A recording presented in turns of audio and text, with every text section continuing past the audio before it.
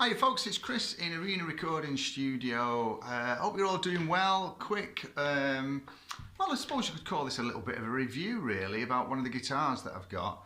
I'm forever tweaking and constantly repairing and fixing everybody else's guitars, and sometimes it's difficult to get round to my own. Well, today I'm going to give you a bit of a review on something that I bought in 1980.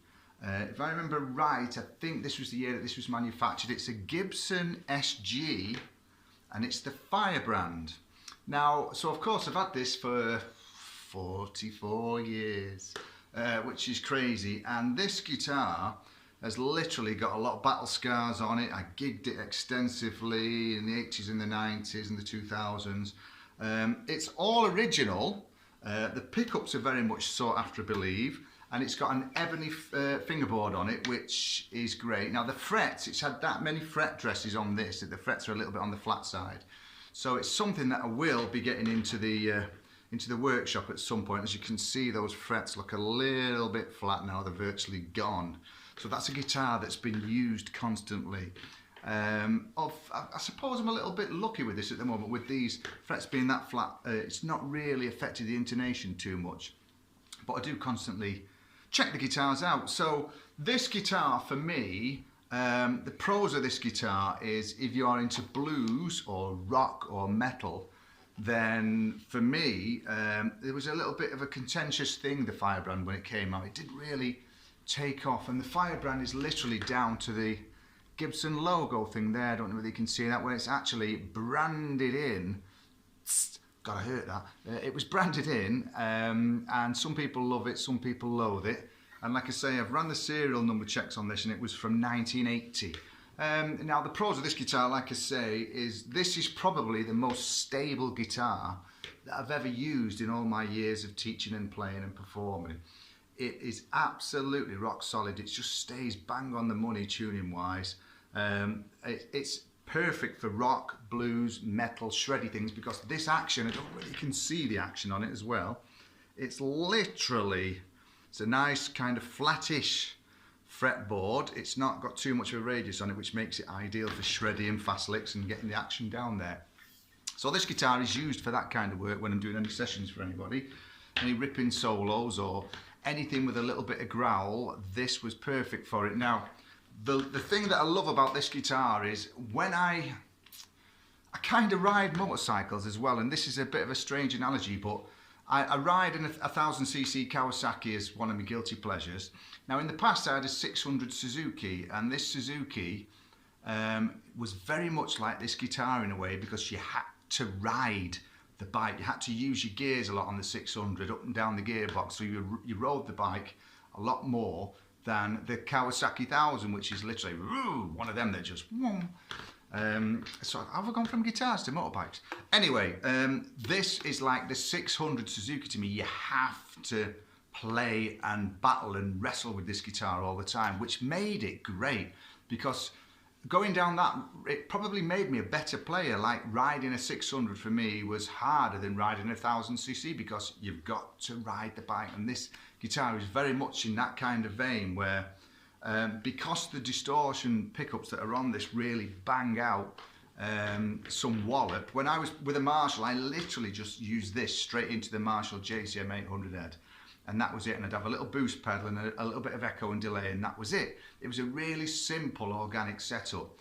It just growls. It just growls, this guitar. This is probably a way to describe it. But what I learned from using this on stage in a small venue is that you had to keep, if you're pushing your amp with a little bit of volume, you had to keep your distance away from it, because it would cause a feedback loop, and you were constantly, and it became a little bit of a bone of contention is probably the way to describe it.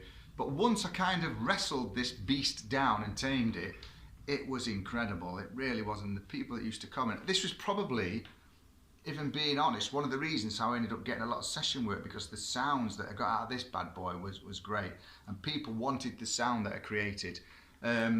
So for me, that was the positives of this guitar. Humbuckers, obviously, on the original pickups, everything is all totally original on this guitar.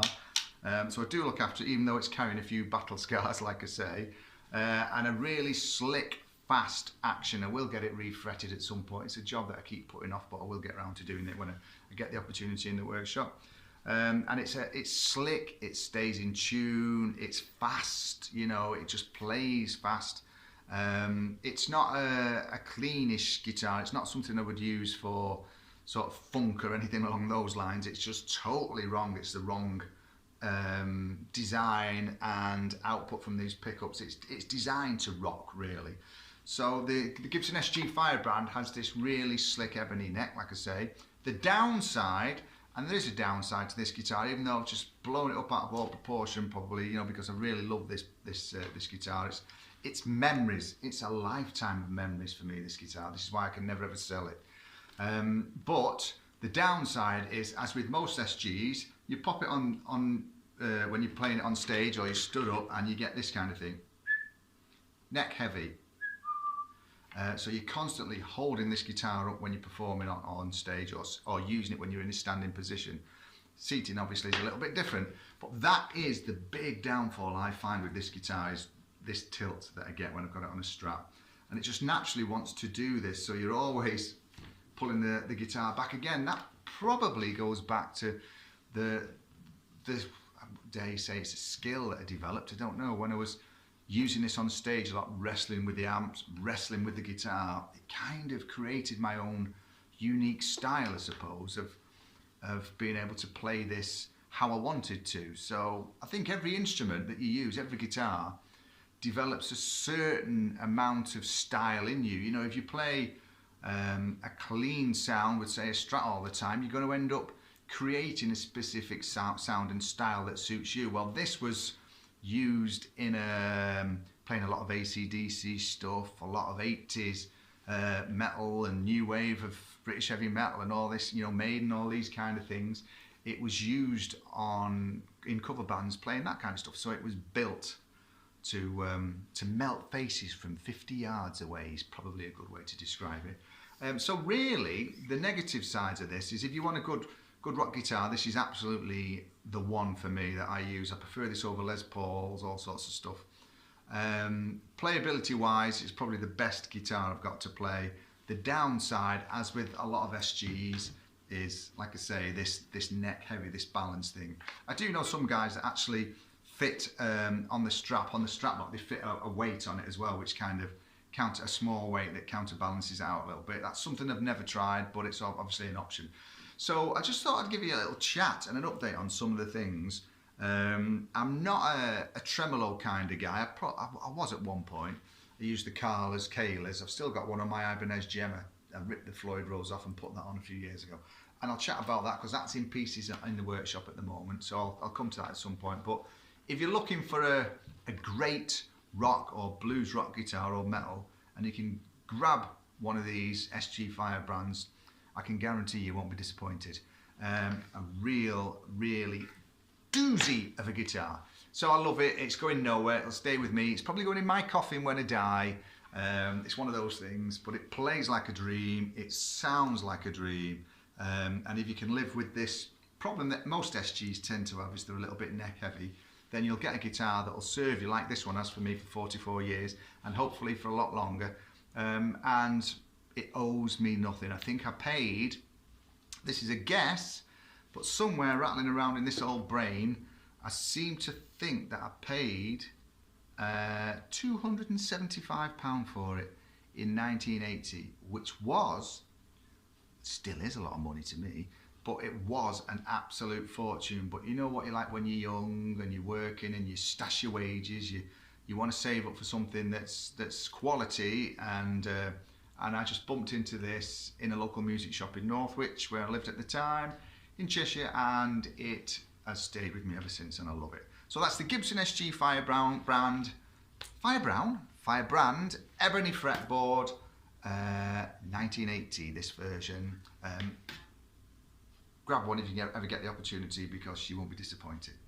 So as always, thanks for watching this video. It's a little bit of a self-indulgent one, this I suppose, but if you're into SGs or Gibson guitars, or you want to just look out there for guys, then there might be something in there about this guitar that resonates with you, and you can carry it forward and use it as a little bit of experience.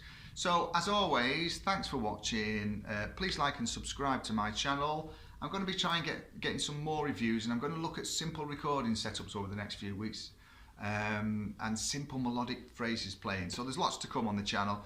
So like I say, please like and subscribe. And as always, from me, Chris, stay safe, stay well, and keep on rocking in the free world.